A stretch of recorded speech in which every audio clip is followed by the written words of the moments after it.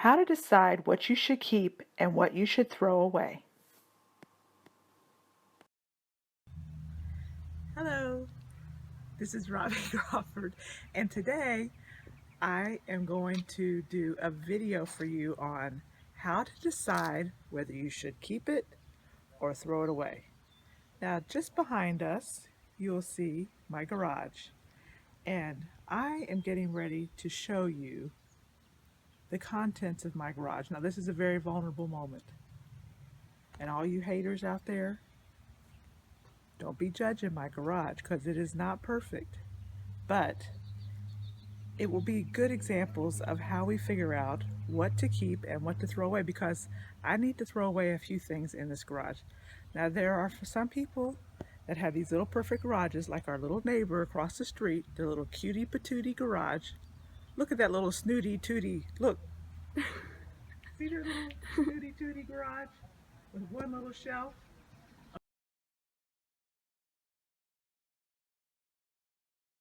Okay, to my defense, I'm a very creative person. Creative people need lots of materials, lots of things. So if you are a creative person, you cannot use that as an excuse to have a lot of stuff that's unorganized, because if you don't know where it is, it's as if you didn't have it. So you have to be organized if you're creative. And also, I have a lot of stuff that I'm storing for other people. So that's my excuse for why I have so much stuff in my garage. Are you ready? Here we go. Ladies and gentlemen, welcome to my garage.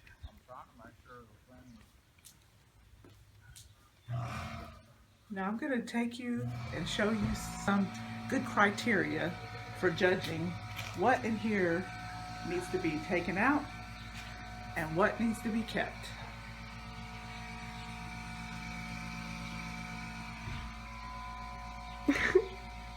Everything that you own will cost you time, space, and energy, whether it's in use in your home or in storage in your garage. If something is in storage, it is probably not being useful to you and is costing you. Time, space, and energy are not limitless or worthless. Think of them as money in your pocket. You use up time, space, and energy on everything that you own. It costs you money. The more stuff you have, the more it costs you. Before you buy something, ask yourself these questions. Will I have time and energy to take responsibility for this item? Can it be put into use soon? Can I provide a proper place for it? Can I secure it and care for its upkeep, cleaning, and repair? What will I do with it when I am finished with it? Add to its price the cost of time, space, and energy. Then ask yourself, is this item worth it? Whatever you spend on that item can take away from what you have left for yourself, your family, and others. Even little items add up, and when put together, can either enrich your life or rob you of life. The tour of my garage will reveal what I have kept and why. Fixables. Fixables are items that can be repaired, mended, put in order, or in good condition. Such as a broken shark cleaner. Why did I keep this? They can be expensive and I can't fix it, but someone probably can. Suggestion. Keep for 1 or 2 seasons, then face reality and donate it to a charitable resale vendor. Another example is tree branches and pallets. Why? I often pick up materials that I know can be useful if I need to decorate. Suggestion. Once it is no longer worth the time, space, and effort to keep it, it must go. Tools can be kept indefinitely. Building, maintenance, and cleaning equipment are always important to keep in storage because they can be needed unexpectedly. Consider donating duplicate items that have sat out of use for years. Unwearables. Unwearables are not capable of being worn, appropriate, suitable, or ready for wearing. This is my collection area for outgrown clothes and shoes that are unwearable for us. Suggestion: find friends with kids slightly smaller than yours and bless them often with your family's unwearables. Don't let your collection get this high. Receptacles. Containers or devices that receive or hold something. I store in my garage empty boxes of more costly items in case the product develops a problem and needs to be returned. Suggestion: keep a box or container 1 month for each $100 that you spent on it. Keep the receipt inside the boxes of products that you save so you can easily find the receipt in case the items need to be returned. Once the product's box is discarded, keep the operating manual in a storage drawer just in case parts need to be ordered. Valuables. Items having considerable monetary worth or having qualities worthy of respect, admiration, or esteem. Valuable items can be placed temporarily in storage but should be placed in full view where they will not be forgotten indefinitely. Expensive rackets can be kept to remind us of our youth and to fuel wishful thinking that we might play again. Reusables. Items that can be used again. This category should be the biggest majority of your storage items. Try to choose rugged storage containers with systematic size, shape, and shelving to reduce the messy look. Disposables. Items designed for or capable of being thrown away after being used or used up. Buying in large quantities saves money. Leave space for large boxes of disposables, but only buy items in bulk that are used often. Perishables. Something perishable, especially food. Overflow cold storage is garage space well used, especially during holidays and special events at the house. Seasonals. Items pertaining to some particular season of the year or holiday. Although seasonal items are used only certain times per year, it will save money to keep and reuse purchases. 3 don'ts for holiday seasonal storage. Don't let storage for one holiday get too big, except Christmas, of course. Don't just buy new and toss out the old. Reduce, reuse, and recycle. Don't get overly sentimental about every little holiday item. Keep yourself in check. Lawn and garden tools and supplies should not be scattered on shelves throughout the garage.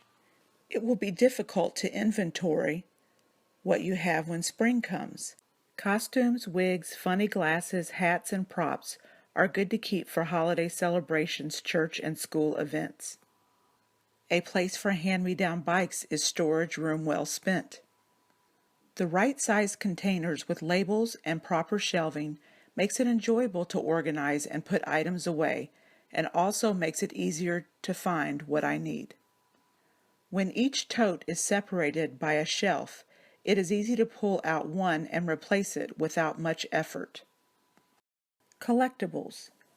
Objects suitable for a collection, like fine art, antiques, items collected as a hobby for display or as an investment. Now, folks, I have very few collectibles or anything worth very much money. But if you look back in here, look back past all these extra clothes here, I gotta give to the Goodwill. You look down here under the trash bag. There is a piece of artwork. Just needs a little fixing.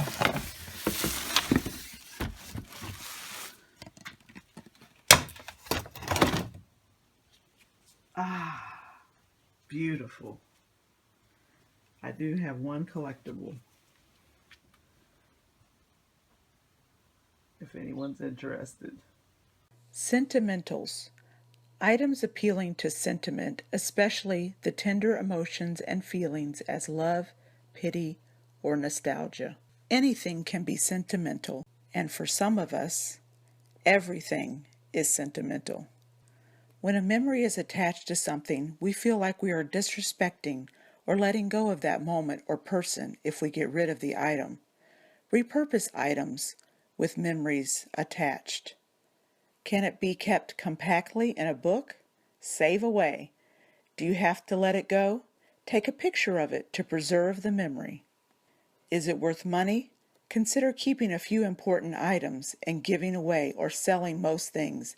Take special items that have monetary worth to an artsy person. Have it remade into something cool and donate that item to a charity auction. The two greatest indicators that someone is becoming an excessive hoarder. They have more reusables than one could ever possibly use. They have an unusual amount of sentimentals. 4 suggestions for potential hoarders. 1. Give away more than you keep. Keep a flow going in your life. If you are a big spender, be a big giver. In greater proportion that things flow into your possession, they should flow out. As you are adding items to your ownership, there should be a plan in your head for what you will be deleting. 2. Work more on memory making than memory preserving. If you try to hold on to too many sentimental items, your house becomes a museum, a shrine, or a junkyard of memories, and you live in the past. 1 or 2 well-placed nice items is all you need to remember significant people or events. That will free up your time, space, and energy to make a few new memories. 3. Clean and organize your storage area once per season. Don't avoid decisions. If you're going to keep something, make the decision to keep it based on some logic. Run your logic by someone else and see if it makes sense outside of your head too. Plan ahead and ask someone to help you on decision days. 4. Be careful about what you store. If it goes into storage, then you are choosing to put it out of use for a while. Make sure you are doing that for the right reason. Ask yourself hard questions. Why am I keeping this? If your answer has anything to do with pride, lust, selfishness, greed, or fear, clean it out of your life. These are destructive forces. Get rid of it fast. Americans have more possessions per household than any other society in global history.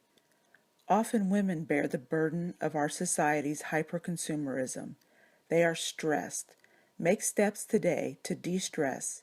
Say no to stuff.